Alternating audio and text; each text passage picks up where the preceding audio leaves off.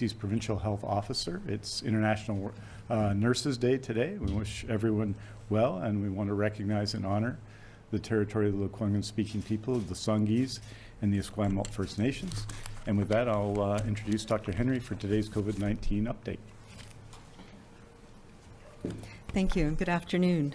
So for today, May 12th, I'm pleased that we have only 7 new cases who have tested positive in British Columbia today, and that brings our total to 2,360 people who have tested positive in the province, including 874 in the Vancouver Coastal Health Region, 1,124 people in the Fraser Health Region, 125 people in Vancouver Island Health Region, 180 people in the Interior Health Region, and 57 people in the Northern Health Region. We continue to have outbreaks, as you're aware, in long-term care and assisted living. We have no new outbreaks to report, and we are up to 482 people who are associated with long-term care assisted living, or the number of acute care units that we have outbreaks ongoing, including 295 residents and 187 staff. We also have no new community outbreaks to report today. So in terms of our cases, we have 397 active cases around the province today, and you will excuse my slight mathematical error yesterday when I reported 600 and some. We were at 504 yesterday, so that has decreased by a little over 100 active cases again today. Of those, 63 people are in hospital and 16 are in critical care or ICU. We have, unfortunately, 1 additional death to report, bringing our total to 131 people who have died from COVID-19 in BC.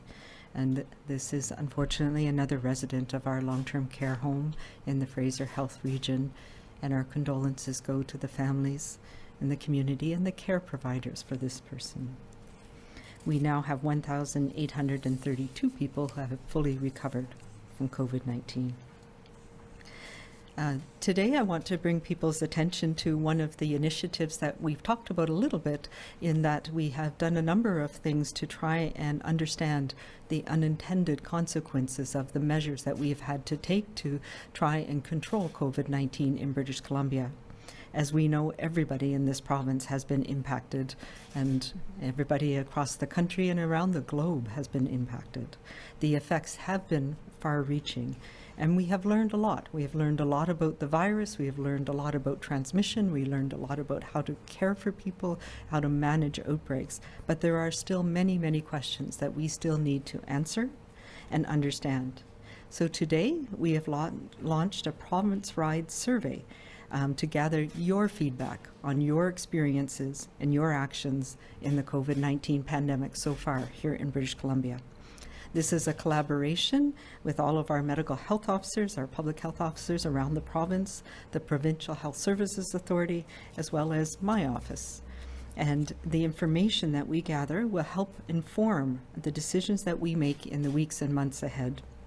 As part of the survey, there's also an opportunity for you to express your interest in participating in a number of other studies that we're setting up to try and better understand the impact of the pandemic on people here in British Columbia, including a serology blood testing study to determine immunity in British Columbia, and I know that will appeal to a lot of people, so I encourage you to look at this survey.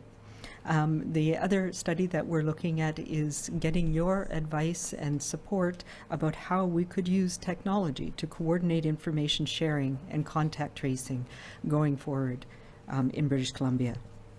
So this survey of your experiences and helping us to understand the impact it's had on you and your families is available on the BC CDC website. So that's bccdc.ca/COVID-19 survey. And I really encourage everybody, if you have a few minutes, it takes about 10 to 15 minutes. I encourage you to make the time to complete this survey and help us understand your experiences so far. As Minister Dix noted, today is International Nurses Day, and that is the anniversary. It's celebrated on the anniversary of the birth of Florence Nightingale, who was one of the first professional nurses and who started her own nursing school, as many people are aware. She was also somebody that I admire greatly as one of the first infection control providers that we've had in the healthcare setting, and her work during the Crimean War in helping make hospitals safer from infections and preventing infections in patients and staff in those hospitals is really legendary. She was also a statistician, which is something I admire greatly. Today, we know that BC's nurses are doing incredible work across our province, supporting patients with COVID-19, stepping up in this crisis across the province, whether they're public health nurses working in the community, whether they're nurses in long-term care in our hospital system, across the sector. We know that nurses in our communities are caring and compassionate and so much more. And I want to take the opportunity today to recognize that and to thank you for all that you do. One of the ways we can show appreciation to all of our healthcare providers, but to the nurses in our community in our lives, is to keep healthy ourselves. Protecting ourselves, our loved ones, our communities, protects all of us, including the nurses in our communities. And I just want to say a small quote from Florence Nightingale. As I said, she's somebody that I admire greatly, and she did say, "It may seem a strange principle to enunciate as the very first requirement in a hospital that it should do the sick no harm." And I think that's an important thing for us all to remember when we're talking about the things that we need to do to prevent people from getting sicker when they're in hospitals, and in particular, to prevent the transmission of infections. So thank you to all of the nurses in BC. I know there is still concern as well about how we are going to safely transition into our phase 2 here in BC. And many are understandably keen to get back to work, and just as many from the notes that I receive are fearful and they're concerned. They're concerned that we're going to see a surge in cases, that we're going to end up undoing the work that we have done. But we need to, all of us, be thoughtful. We are taking this slowly in our guidance, and we're taking this slowly in how we're rolling out the phases, and we need you to do that too. The orders and restrictions that we have put in place are to keep all of us safe, and that remains our number one priority. I've talked many times about the principles that we've laid out, and this remains all of our responsibility as we move forward into the next phase. We know that WorkSafe BC and the public health community are working on guidance for a number of sectors, and it's going to take us time to roll those out to support you in being able to move forward as these orders are lifted. So this is the new start of our new phase, but it will take time, and we will continue to be measured and thoughtful in how we do this. We can safely restart our province, and it is incredibly important that the heart of that is controlling this virus. For us to get our society moving again, our economy moving again, we need to maintain control of COVID-19. So we all need to continue to do our part. That means cleaning our hands regularly, covering our mouth, and wearing a non-medical mask in those places where we have to be in close contact with others, perhaps. It means keeping that safe distance and keeping our germs to ourselves. It means staying home and away from others if you are sick. And together, we can make it through this.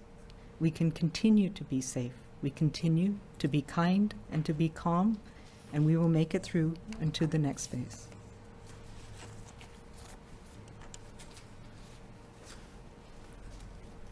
Thank you very much, Dr. Henry. I wanted to, first of all, express and join Dr. Henry in expressing condolences to the family, the friends, the caregivers, the community of the person who passed away from COVID-19 in Fraser Health in the last 24 hours. This is, we say it regularly, but it always bears repeating, a very, very challenging time for all of us to grieve, particularly in long-term care, where it is the ability to contact one another and to be together isn't what it should be in normal circumstances, and isn't what we would hope it to be. But nonetheless, all of us, I think everyone in the province, from the Premier to every person, wants to express their condolences to the family, as I do, and to say that we are with them at this very, very difficult moment. Today, in terms of number of cases, is a low day in British Columbia. There were 7 cases. That makes 2,360 in total. As Dr. Henry has said, 63 of those hospitalized. Just to put that in context, that's 36 in Fraser Health, 2 in Interior Health, 1 on Vancouver Island, 2 in the Northern Health Authority, and 22 in Vancouver Coastal Health, and 16 in critical care. And in our hospital system, and you can see this in the numbers over the last few days, our number of beds available, including the extra beds we've added, especially in critical care in this time, are 3,760 empty beds, but occupancy is up to 66.3%. Occupancy in critical care is still under 50% at 46.2%. What shows some of the return to normalcy that's going on in the hospital system, and this just is the 5,354 visits to emergency rooms that hospitals across BC received yesterday. This is the highest numbers since March. As you'll recall, March 9th, which is about a typical number, there were 6,559 visits.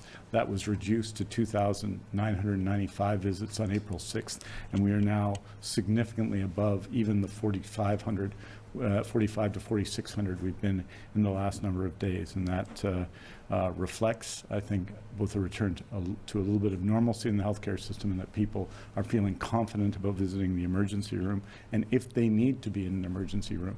And we've made significant advances in virtual care, I think, even in this period. But if they need to go to the emergency room, there is a place for them there.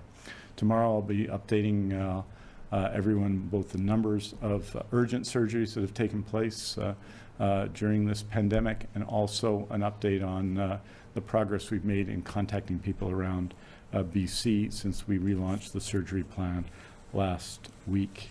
I wanted to join Dr. Henry in encouraging people to take part in the survey seeking input from citizens on the response to COVID-19. The survey is called Your Story, Our Future, and it shows what we've known from the beginning, which is that your story and your efforts and everyone's effort in BC has had a lot to do with the results and a lot to do with our immediate future. It'll help us gather valuable information about how COVID-19 has impacted the people of BC, and it will also assist us as we continue to deal with this in the days and weeks and months and indeed years to come.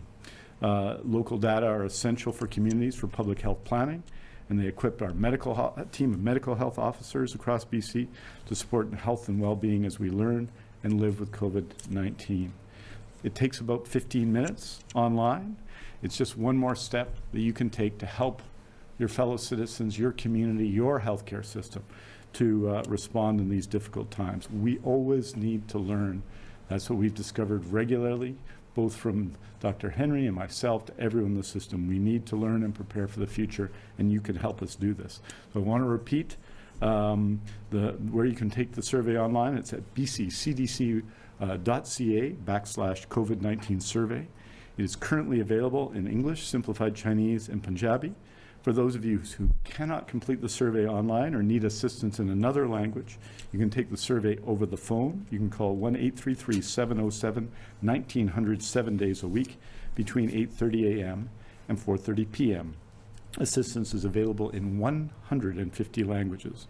And as Dr. Henry has said, at the end of the survey, you'll be asked about your interest in taking part in 2 future initiatives. One, a serology survey to help determine immunity across the population, and there is considerable interest in that, and the planning for digital tools that will help identify and manage COVID-19 infections in your community in the future. And I encourage everyone to take part in that. I wanted to also bring you up to date on the issue of PPE, which we've done every Tuesday. We're continuing to make sure that healthcare workers have the PPE they need to protect themselves, each other, and their patients. As with previous Tuesdays, I want to update you on where we were as of last Tuesday, which includes over 3,750,000 N95 respirators. And I want to note that 63,000 of those are from the federal government's bulk procurement. Over 3 million surgical masks, which are our efforts, plus 146,000 from the federal government's bulk procurement. Close to 1 million pieces of eye protection, of which 44,000 are from the federal government's bulk procurement, almost 6 million pairs of gloves, and several 100,000 gowns. Today, I can tell you since that time, since last Tuesday, we've received an additional 44,000 3M N95 respirators, 85,000 alternate brand N95 respirators, which are, as noted before, subject to testing, 324,000 surgical masks, over 5 million pairs of gloves, close to 100,000 pieces of eye protection, and over 500,000 gowns. As always, any product we receive that isn't from a previous vendor will be tested and assessed before it gets into the healthcare system. We are also testing any alternative N95 respirators received from the federal government. Beyond our testing process, we're keeping very close contact with Health Canada and other jurisdictions as they receive PPE and test it. We're sharing information so that we can help each other to know more about which vendors or products are acceptable. Once again, I'm able to say that BC is testing and establishing a contingency of alternative products. We have not had to put alternative products into the healthcare system at this point. With the decline of COVID-19 in BC, we believe we'll be in good shape to continue to protect our healthcare workers with the steady supply we've received from our traditional, familiar vendors. I want to, just on two further points, thank Dr. Henry and my colleague MLA Norm Letnick for a very successful virtual town hall last night. We had close to 30,000 people tuned into the call, which is great, and it's a real reflection of the assistance and the work that MLA Letnick, Norm Letnick, the Liberal health critic, has made and contributed, as has the Green health critic, Sonia Furstenau, to our efforts in BC. I wanted to say finally that getting positive results here, getting a reduction in the number of cases is, of course, something that we're satisfied with, even pleased with when it happens, but it doesn't happen every day. Over the last week, we've also seen that modeling data has shown our progress in the COVID-19 fight. We've shared our 4-phase plan to restart BC, and we've seen the commitment to surgery renewal. We are preparing for the weeks and months ahead and the promise they offer for social, surgical, and economic renewal. But just to be clear, we just cannot get ahead of ourselves. The only travel we should be doing the next little while really is moving from phase 1 to phase 2, because COVID-19 isn't going anywhere. It's still in every health region in BC, and we can't make that trip from phase 1 to phase 2 without our passport to safety, the skills that we've learned, the skills we've been taught to keep healthy and to stop the spread of COVID-19. This means that every step we take along the path to our social and economic renewal this week, this coming long weekend, and beyond, begins with this commitment. We wash our hands and cough and sneeze into our sleeves, and we use, where appropriate, a mask, a non-medical mask. Follow the rules, flatten the curve.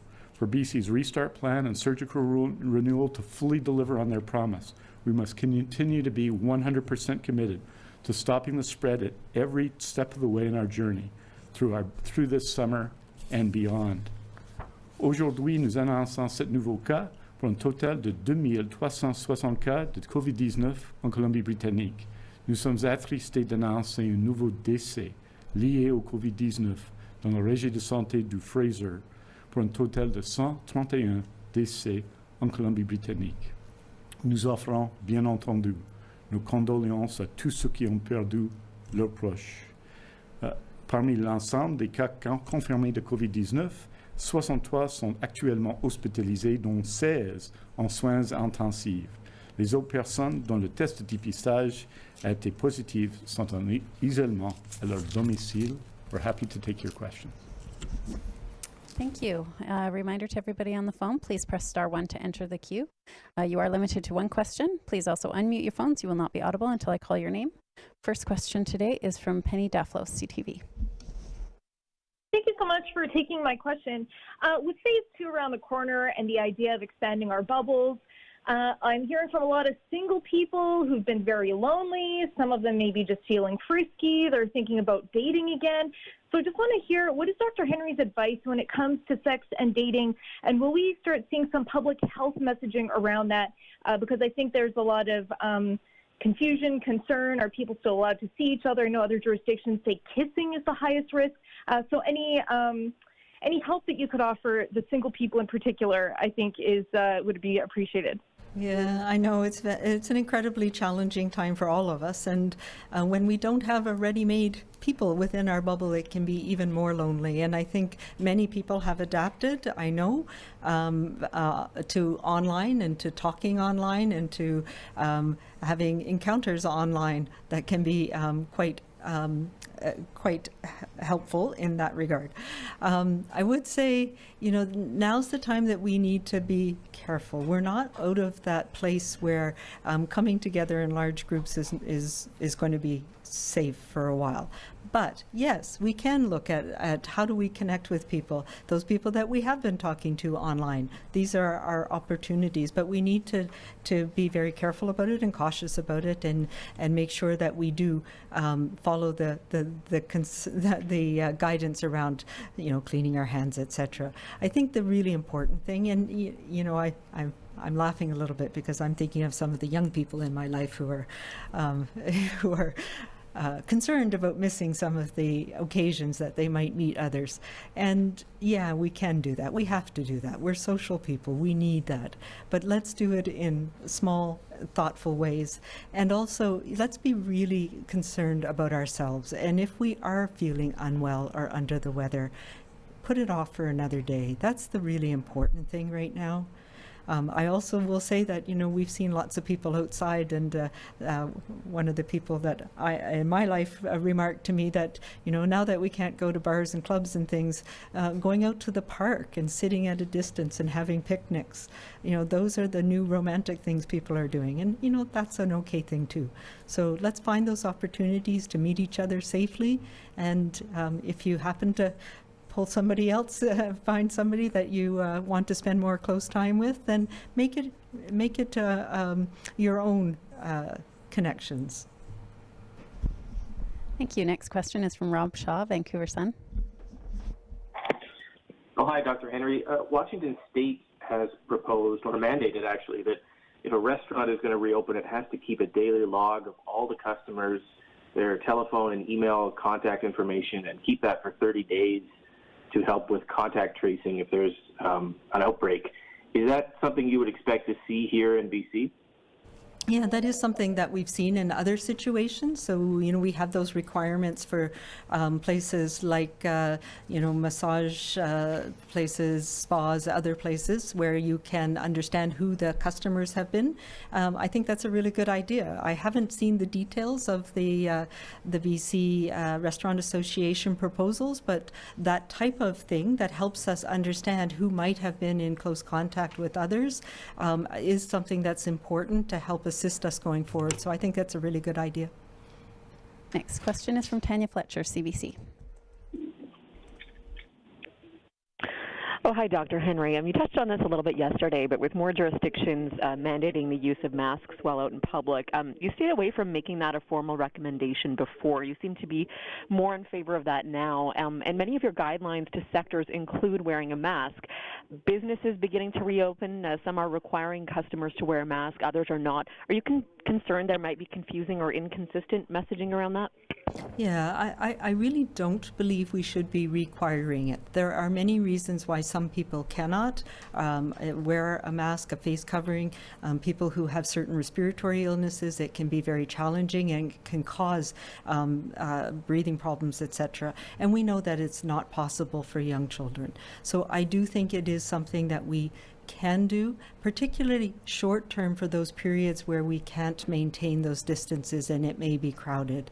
The more important thing is if you are somebody who has challenges wearing a mask or who has respiratory illness, avoiding those situations, so we need to have those sort of layers that allow us to do things safely. So if I'm somebody that is at higher risk of having illness, wearing a mask is not something I'm able to do. then maybe I go in the early mornings when there's special hours for people who are seniors or more at risk. So those are the types of things we need to think through. And yeah, it is challenging. As I've mentioned before, our thinking around the value of non-medical masks has changed, and it's changed globally. Although I will say, we need to remind people that it's actually not for my protection that I'm wearing one. It is to keep my secretions in. So if I'm able to do that and to make sure that I can cover my mouth and clean my hands and not get close to people, then, for most situations, it's not needed. It is, in many cultures, a sign of respect. And I think that's important too. So we shouldn't be stigmatizing people either for wearing them or for not wearing them, as long as we're able to maintain our safe distances and the other measures that are important to be put in place. So the bottom line is, it is a measure. It's not the most effective measure we have to prevent transmission, and there are some situations where it may be useful. And so that's where we are right now in our thinking about it. And so I do recommend it in those situations for those who are able to do that. I think the other really, of course, important thing is to stay back and stay away from others if you're sick at all. Next is Farhan Lauji, TSN. Hi, Dr. Henry. Thanks for taking my question. It's regarding the possibility of the NHL coming to Vancouver and British Columbia as a hub city to restart play. I know that Premier Horgan is going to be speaking to NHL Commissioner Gary Bettman tomorrow. From your end of things, how concerned are you that if the NHL does come to Vancouver, that it might put some undue stress on the medical system, particularly as it pertains to testing available for the general public? And also, another league official has suggested that if one positive test came back, it wouldn't necessarily shut the whole thing down. Do you see that as feasible? Yeah, so, there's a lot of ifs around this. In theory, I think it's a really great idea. Of course, it will depend on timing, where we are in our phases. I also think that I would need to see a very detailed plan of what their expectations or how they will meet our requirements. Right now, there's no changes that we are foreseeing in requirements for self-isolation for people who've come into BC from outside the country, so that would need to be taken into account. The ability to monitor, to care for people, to make sure that testing is available, and it would be part of my criteria that it would not have any impact on our ability to test here in BC or for anybody in British Columbia to get the testing, the assessment, or the care that they need. So we do need to monitor it very carefully. I have not yet seen a proposal that of those types of details. So I think it is very much in the theoretical phase right now. But, I think we could look at the probabilities and the possibilities if and when they come forward with a proposal. Keith Baldry, Global News. Hi, Dr. Henry and Mr. Dix. You mentioned travel earlier. On the weekend, the Port of Vancouver official was quoted as saying they're making preparations to welcome cruise ships on July 1st, a prospect I'm sure neither of you agree with. It is a federal port. Are you of the view, in terms of talking to the federal government, to ensure that cruise ships do not come in, or do you have any power over that? Yes, we've had those conversations with our counterparts in the federal government. We are, as you can imagine, not in favor of cruise ships coming into anywhere in British Columbia. And I can tell you that my conversations with my counterparts, both in the Yukon, but also in Alaska and Washington State, are similarly not expecting to have cruise ships in our waters or in our ports in the coming weeks and months.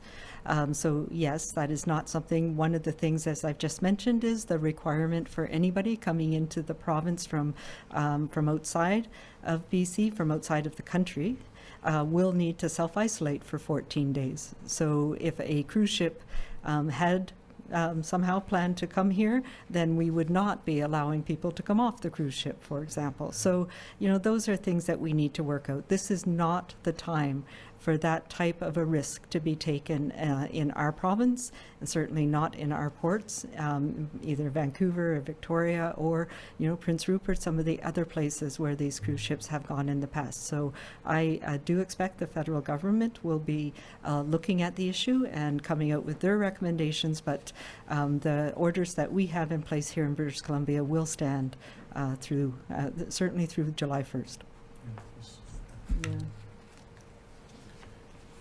Yeah. And just to say, just as Dr. Henry has, and with colleagues in both Alaska and Washington State and then across the country, I think we've been pretty clear on this point. You'll recall back before, really at the beginning of March, we suggested that this was not the year to be going on cruise ships. I think all of the evidence shows that that was at least one correct piece of advice, of hopefully more, but one correct piece of advice that people shouldn't at that time get on cruise ships. I don't think anything substantially has changed, and I think if people are planning that kind of travel, I know there are many people who are dedicated fans of cruise ships and going on cruise ship vacations that really, I think all of the evidence tells you this is not the summer for that the rules that we are applying to everyone will apply to cruise ship passengers as well. And I don't see anything happening with respect to cruise ships starting on July 1st, except a continuation of the present situation. Next question. I will note as well that there are still Canadians and others who have been working on cruise ships who continue to remain unable to dock in places around the world. And so, the whole challenge that we have had about infections of COVID-19 in cruise ships continues and is not yet resolved from the previous months. So. Next question is from Marcella Bernardo, News 1130. Hi, I'm going to try to sneak in two questions if I can. First to Dr. Henry, it wasn't long ago that I asked you about wet markets, and that's making headlines again in the news. Just how concerned are you about the opening up of wet markets in the world, not just in China, but all over the world? And also for both of you, if you can talk about the border control, the film industry has been asking for possibility of easing up border regulations for isolation so that especially actors don't have to wait 2 weeks to isolate themselves when they need to work on a project for only a couple of days. Has there been any discussion about possibly easing up restrictions for that kind of work? Yeah, so in terms of wet markets, I think there's a couple of things around them. They are markets that have been traditionally around the world in many different countries, as you mentioned. We still have some ability for small numbers of live animals, chickens, for example, in some communities here in BC to be used at home and slaughtered at home. So they are very much a source of food for many communities, and it is how people get access to protein and to other foods. I think there's a difference between that type of market and the illegal trade in exotic animals for food, which is a very different thing, often happens around the same places, and it may be that a number of particularly illegal trade happens through the facility of a wet market. But we have seen in many countries in the world that if you put in the appropriate infection prevention and control measures in wet markets, they can be very safe.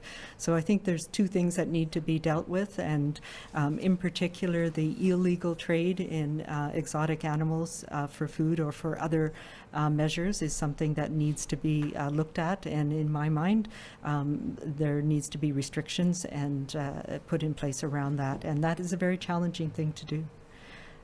In terms of the borders, right now we do not foresee I do not foresee lifting those restrictions on self-isolation. We need to go through this next phase. We need to look at where we are come the end of June into the summer and see what measures can be put in place. I think right now the only thing that I see at the borders that we need to address is looking at how we can facilitate family reunification. But again, I would see that in the context of people having to self-isolate when they come here. As things improve, both in the United States and in Canada, then we can look at having different conversations around the need for self-isolation, but that we're not at that place yet. And if we look at people coming in from other places around the world, we still have travel-related cases. We've had Canadians repatriated from cruise ships, as I've mentioned, but also from a number of countries around the world that continued to be dealing with large numbers of cases of COVID-19, and they have developed their illness once they've come here to BC. So we're not at the place where we can think about lifting those types of safety measures at this point. Next question is from Cindy Harnett, Times Colonist. Hi, this question kind of follows on the last. The Prime Minister wouldn't say again today whether he'll extend restrictions on non-essential travel to the U.S. After May 21st. So what is BC's concern on that front? Minister Dix, you said that you might be talking with provincial counterparts last night, and maybe what came of that? Last night, just as the Premier had, we made our position clear that the prohibition on non-essential travel has to continue into the future, and we've made that clear to the federal government. I know they're working on it. They work on those issues with the United States government in practical terms, but it would be absolutely unacceptable after the enormous sacrifice people in BC have been placed to take this risk right now. I'll just remind everyone, today especially, we are still in phase 1 of our response. We are moving to phase 2. But the risk remains very high across the province. And so we have to be prudent. And this is one of the steps we strongly believe in. It's why in British Columbia and in British Columbia alone, I think right now there is the kind of enforcement and support for people self-isolating who are returning to British Columbia and to Canada from outside of the country. Why we've continued to do that, why that, which has been led by provincial public servants, is so important to us, because we know that there have been cases of people who have come in those circumstances and have tested positive for COVID-19, and it's desirable that people do that while they're in self-isolation. And secondly, it shows our commitment to the idea of stopping the spread in every way that we can. So that's got to continue, and we're hopeful and supportive of the federal government's efforts to see that continues, but BC's position could not be more crystal clear. It cannot change now. Next question is from Moira Witten, the Tyee. Hi, good afternoon, Dr. Henry. Thank you so much for this update.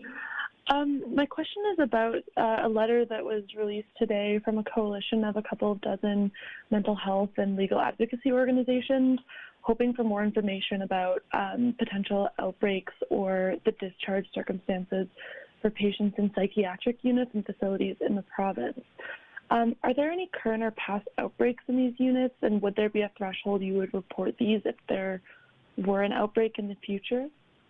Yeah, so I'm aware that there has been concerns about outbreaks, particularly in psychiatric facilities in other countries. There have been no cases that I'm aware of in any of our psychiatric units in British Columbia, and certainly no outbreaks that we're aware of. And we do have important measures in place to protect everybody in all of our facilities, but in particular recognizing the challenges that can be faced in some of the units or wards that are dealing with people with both mental health and substance use issues.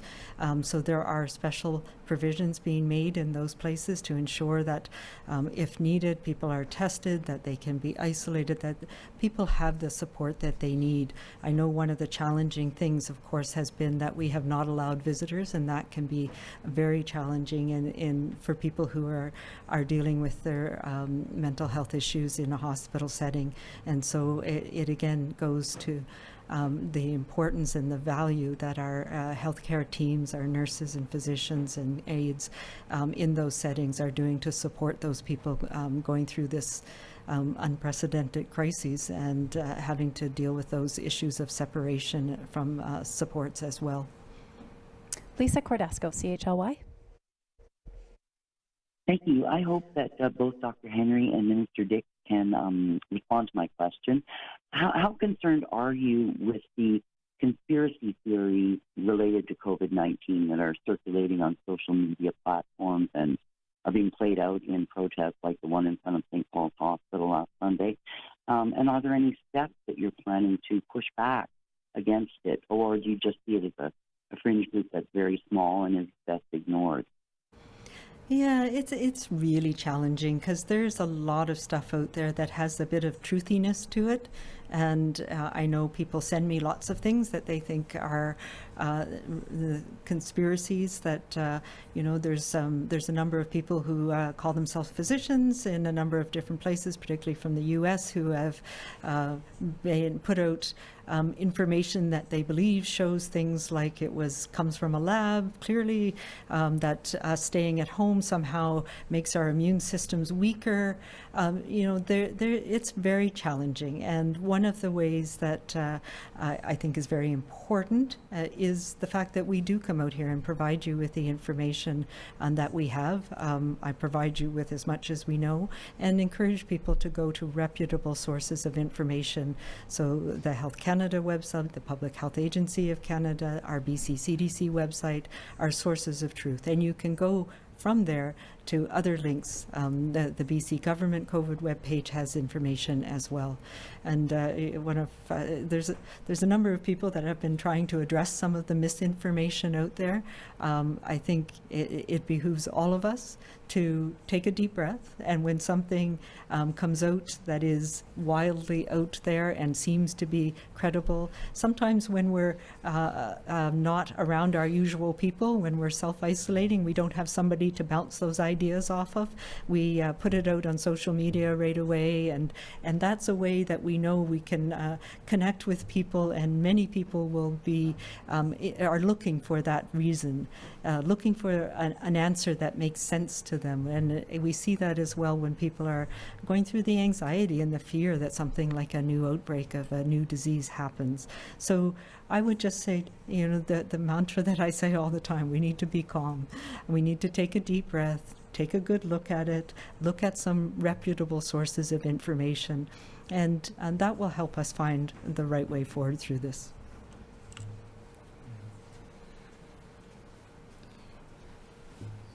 I think one of the reasons we've given such regular briefings, that we've delivered information when it's good news, when it's more difficult news, we've acknowledged the price of COVID-19 in BC.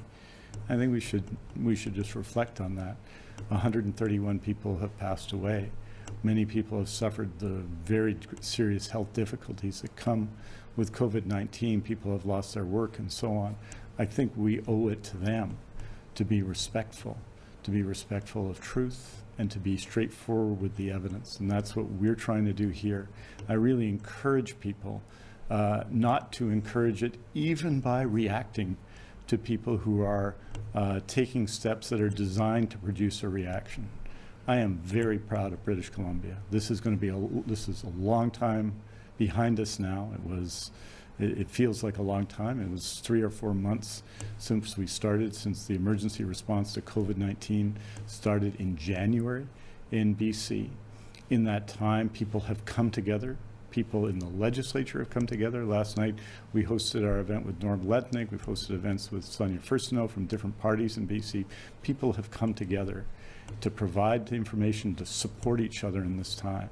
And there are always going to be people who want to pursue another agenda.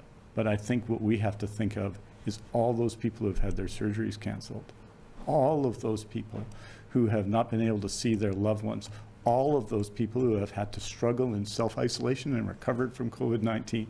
To be true to them, we have to be true to ourselves and continue to act to protect one another, continue to follow, not bend the rules, continue to not to see this as an opportunity to do anything else but come together and support one another. I'm very proud of our province and its response to it, and I don't think the attention that's paid to a very small number of people in BC, frankly, is necessarily warranted. I think we've got to be careful not to, in our reactions to things, raise them up too much. I think the truth is, Lisa, that we've seen an extraordinary response from BC, and one that we can all be very proud of. Next is Richard Sussman, Global News. Just to follow up on a few things from earlier in the call, Minister Dix, are you concerned about this perception out there of this double standard for the NHL, that while people are being told, stay at home, limit your contact, there's thoughts of a big organization coming to British Columbia and bringing with it hundreds of people? And to Dr. Henry, to the first question, the kissing part, is that something that people should be concerned about, spreading the virus through kissing? Okay, I got the easier question. Thanks, Richard. No, I don't think so. What we're going to do is, when there's a plan, if there's a plan, and right now there's a lot of interest, obviously, for people who are fans of professional sports. It's been a long time since the major leagues have operated, since the Western Hockey League has operated, since the baseball season. All these things have happened, so there's a lot of interest in this area. But what's going to happen is that, as in every other case, as in every other industry, we have to assess real plans and work together to ensure that everybody is safe. And that applies to the NHL as it applies to every single other organization. And that's what's going to happen in BC. And I'll turn it over to Dr. Henry. I will say, I'm not going to compromise safety for any organization, whether it's the NHL or anything else, as much as I love hockey. And I will say I miss the Victoria rain as well, and I hope to see you again sometime soon. In terms of kissing, yes, absolutely. This is a respiratory virus that spread through droplets. So yes, we've seen it with other diseases that can be spread this way. So yes, I would expect that if somebody was sick with it and they were kissing somebody else, they could actually quite effectively pass it on that way. So it is the close contact that can happen. So that's why I guess I didn't say it quite very clearly, but if you are going to start a relationship with somebody, this is not the time to do rapid serial dating, okay? So pick somebody, see if it works, and then take your time. If you're going to be pulling them into your small circle, then make sure that you're the only one in their circle as well. And we talk about the contacts and the fact that if the people I have contact with, it means that I'm contacting their contacts too. So if there's somebody who has been with a whole bunch of other people, then my risk would go up that they might be infected with this. And we know that people can transmit it early on in their illness when they're not realizing they're sick themselves. So I think we all need to take a little bit of responsibility right now, coming into the next few weeks particularly. We are seeing this decreasing in our community, but it is still here now. So we need to take extra precautions, making sure that we're staying away from others if we're feeling the least bit ill, or if we've been in contact with somebody who's ill, then we need to keep our distance and keep our germs to ourselves for a while. We have time for one more question this afternoon. A reminder to everybody on the phone, if you did not get to ask a question this afternoon, there will be a statement released later today with all the information covered.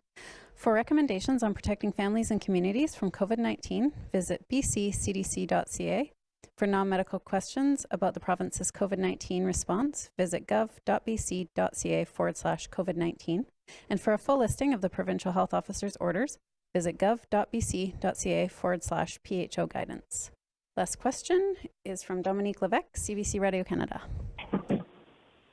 Hi, I'd like an answer in English and in French. So, Dr. Henry, Tofino is asking BCers not to come to their small town because of COVID risk, but in Ontario, Niagara is, on the contrary, asking Ontarians to visit to support the local economy. So what do you recommend to people in the province in terms of travel in the province as the summer months approach, businesses reopen? Is it okay to travel locally, or should we all stay in our own cities for the whole summer? Yeah, no, I think it's a matter of progression and timing. And so I don't think we're saying things that are at odds. I'm saying right now, as I've just said, we still have 400 people in our community who are recovering from this virus. We know there's still some spread in our community. We have 20 long-term care facility hospital outbreaks that we're managing. We still are in outbreak phase with a number of community outbreaks. So that tells us it's still here right now. So right now, this weekend, stay close to home. Don't go traveling. I absolutely think that as we continue to take the measures we're taking, that we're all doing together, and if we safely, gradually open up our businesses, our economy as we're going into the end of May and into June, then we need to look at this. We need to support our businesses in smaller communities, but we need to do it in a way that is protective as well.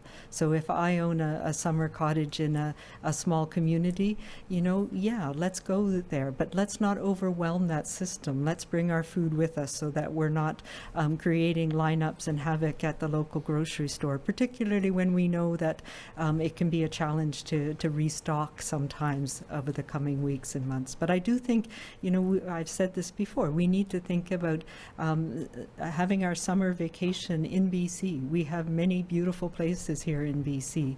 So let's look at BC for people in BC this summer. That's a way that we can keep each other safe, that we can support our local businesses, but we need to do it in a measured way and being mindful of the constraints that we have in some of our smaller communities.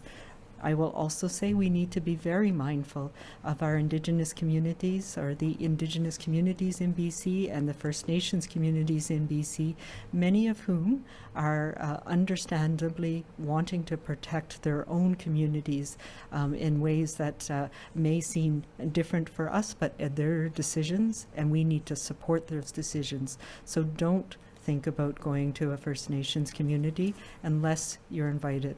And I think that's something we need to be very sensitive through the summer as well.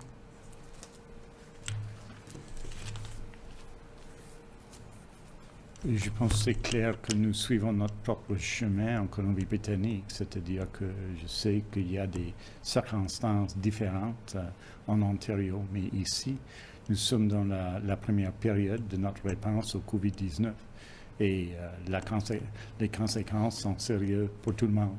On a le COVID-19 un peu partout dans la province, et donc il faut répondre d'une manière mesurée.